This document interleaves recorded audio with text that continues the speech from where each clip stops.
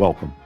In part one of a very brief history of colonial America, we discussed the founding of the original 13 American colonies, beginning with Jamestown in 1607 through Georgia in 1732.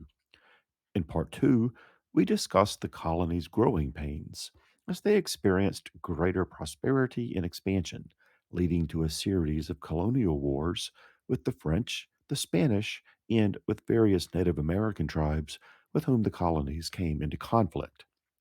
Today, we explore the final chapter of colonial America, the years leading to the American Revolution and the transformation of the English colonies into American states. We resume our discussion with the end of the French and Indian War in 1763. By this time, the colonies were no longer small groups of wooden cottages with settlers on the verge of starvation. These were now thriving areas with well established commercial and agricultural economies. They were making a lot of money manufacturing and exporting various trade goods in the North, growing tobacco, rice, indigo, and other cash crops in the South, and many other successful industries such as shipbuilding, fishing, and fur trapping. The American colonies now had large, sophisticated cities such as Boston, New York, Philadelphia, and Charleston. From the colonies' perspective, they were largely able to take care of themselves now and had begun to chafe at England's intrusion into what they felt was their right to rule themselves with their own locally elected legislatures. From England's perspective, though, it had spent a great deal of money, and many British soldiers had died establishing, nourishing, and defending the American colonies for 150 years. And it had pretty much footed the entire bill, with little more than complaints from the colonies, especially recently. The French and Indian War marked a turning point. England had gone deeply into debt, defending the increasingly wealthy colonies from the French and their Indian allies. So, Parliament started looking for ways the colonies could finally chip in a bit to help pay off the costs of the war, and also to help pay for the large British army that England planned to keep in North America full time. It began with the Sugar Act in 1764, but really ramped up with the Stamp Act in 1765. The Stamp Act said that every official document, newspaper, magazine, almanac, even playing cards printed in the colonies had to be printed on paper bearing an official tax stamp. This meant that pretty much any time they used a piece of paper, the colonists were paying a tax directly to Parliament in London. From England's perspective, the tax itself was a relatively small percentage of the total costs that England was spending to defend the colonies. People in England had to pay far higher taxes. The mandatory use of stamped paper was simply an easy and effective way to collect that small tax, and it was a collection process used in England as well. So, all things considered, Parliament thought the new stamp tax was entirely reasonable. The colonists, on the other hand, thought it was anything but reasonable. They saw it as a form of oppression and tyranny. For one thing, many colonists didn't see the need for or even want a large standing British army in their backyards, so they didn't see why they should have to pay for it. More importantly, up to this point, the colonists had taxed themselves through their own colonial legislatures, but Parliament in London had never raised revenue by taxing them directly. Parliament had imposed external taxes to regulate commerce.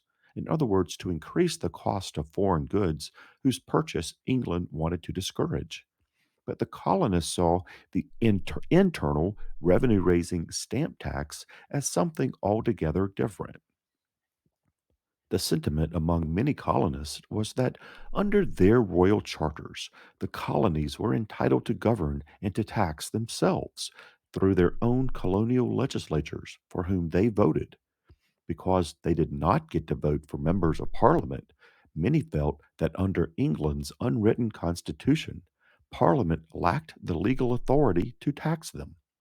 As the famous slogan goes, no taxation without representation. Back in London, Parliament disagreed.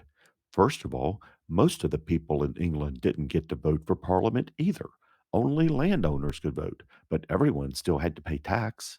Second, because Parliament was supposed to act in the best interest of all Englishmen, this necessarily included the colonists as well. So the colonists were virtually represented in Parliament. On top of that, a number of prominent members of Parliament strongly supported the colony's viewpoint and spoke forcefully on their behalf. And that, Parliament believed, was good enough. Suffice it to say, a growing number of colonists did not agree that this was good enough. Violent protest, some might say riots, broke out in Boston, New York, and other large cities, usually directed against the men appointed by Parliament to sell the stamped paper. These tax collectors were hung in effigy, their homes were attacked, and in some cases burned, their possessions destroyed. Before the Stamp Act could even take effect, every single one of the tax collectors resigned in fear. Protest groups in the various colonies began calling themselves the Sons of Liberty. Colonial newspapers published stories of similar protests in other colonies, letting local citizens know that their neighbors in other colonies were with them. Sam Adams and others in Massachusetts formed committees of correspondence to communicate Boston's position to other colonies. Similar correspondence committees were soon formed in the other colonies as well. For the first time, groups in the 13 colonies began coordinating their efforts and pursuing a common cause. Arguably, even more important than the violent protests, businesses in Boston, New York, Philadelphia, Charleston, and other major trading ports agreed not to purchase any goods manufactured in England. This boycott greatly alarmed the London merchants, for whom the colonies had become one of their largest markets. So they began pressuring Parliament to repeal the tax so they could get back to business. In response to the protests, and especially the boycotts, Parliament repealed the stamp tax.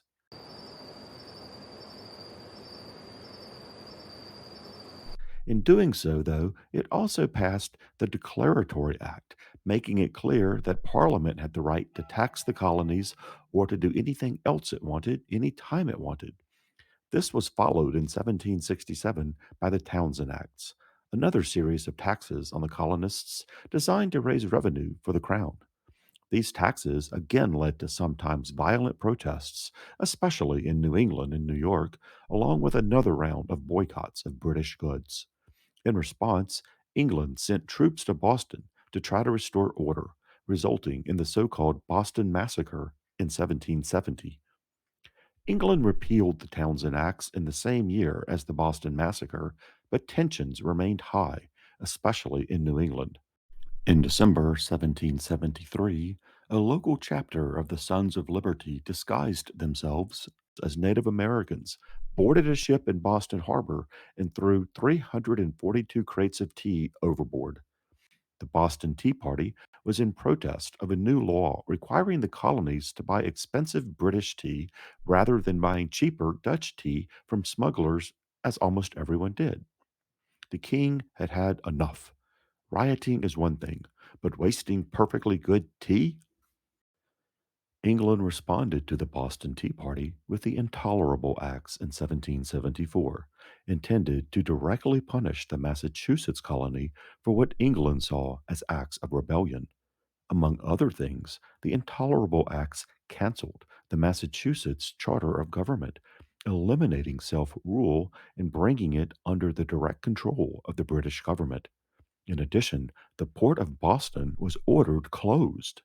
British officers would now be tried only in Britain, where they were less likely to be convicted, and the royal governor could now house British troops in the homes of citizens without their consent.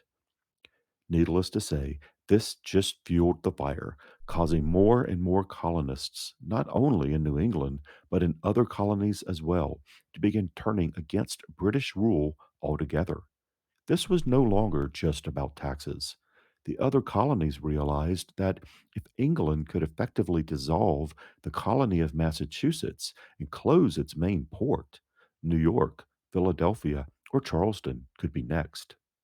As a result, All the colonies except Georgia sent delegates to Philadelphia in 1774 to attend the First Continental Congress. Among other things, delegates to the First Continental Congress pledged that all the colonies would support Massachusetts if it were attacked. And with the way Massachusetts was behaving, who couldn't see that coming? And it did. The Massachusetts militia, called the Minutemen, exchanged fire with British regular forces in Lexington and Concord in April 1775, firing what became known as the shot heard round the world, although no one really knows which side fired first. The colonies immediately formed the Second Continental Congress the next month, in May 1775. One of the first things it did was to establish the Continental Army under the command of George Washington just 3 days before the war's second battle, this one at Bunker Hill outside Boston in June 1775. The Continental Congress made one final effort to avoid war with England, sending the Olive Branch Petition to King George III in July 1775, the month after the Battle of Bunker Hill. It expressed their loyalty to the crown and their desire to work through their issues with England peacefully. King George immediately rejected it. He wouldn't even read it, and instead issued a royal proclamation declaring the colonies to be in a state of open rebellion.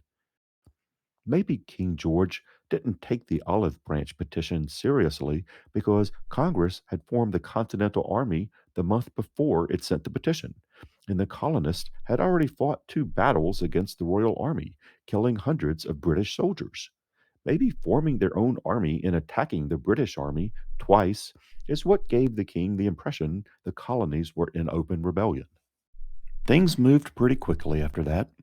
Fighting increased between the colonial and British armies, with the British leaving Boston for good in March 1776, although they would turn up in New York soon enough. The individual colonies began overthrowing the royal governments, driving away British officials, and declaring themselves to be states rather than colonies. The former colonies began drafting their own individual constitutions, beginning with New Hampshire on January 5, 1776. Eventually, their efforts became more coordinated, with the Second Continental Congress in Philadelphia becoming the de facto national government for the new nation that declared itself independent from Great Britain on July 4th, 1776. But don't get the idea that independence from England was supported by all colonists. Many individuals remained loyal to the king throughout this period. They were called Loyalists or Tories. For example, many Scottish immigrants in the interior parts of the southern colonies saw independence from Great Britain as something stirred up by the rich gentry on the coast, with whom they had little in common, and they wanted no part of it. In the Carolinas, especially, some of the most significant battles were fought not between the British Army and the Continental Army, but between militias of loyalists and revolutionaries, brother against brother, and neighbor against neighbor. The Battle of Kings Mountain is a good example. Many Native American nations also were concerned about the independence movement. They believed the king would protect them from Americans who seemed determined to settle in Indian lands. If England left, who would stop the westward expansion? As we all know, the Americans eventually won the war after trapping a British army commanded by Lord Cornwallis in Yorktown, Virginia in 1781, with significant assistance from the French army and navy. After the embarrassment of Yorktown, public opinion in England really turned against the faraway war. They had had enough, and the war ended with the Treaty of Paris in 1783. Many of the Loyalists who had opposed independence feared retribution once British troops were no longer around to protect them, so many of them moved to England or to Canada. Regardless of whether you think the colonial period ended on July 4th, 1776, or when the peace treaty was signed in 1783, the colonial period of American history was now officially over. Thank you for joining us for a very brief history of colonial America. See you next time.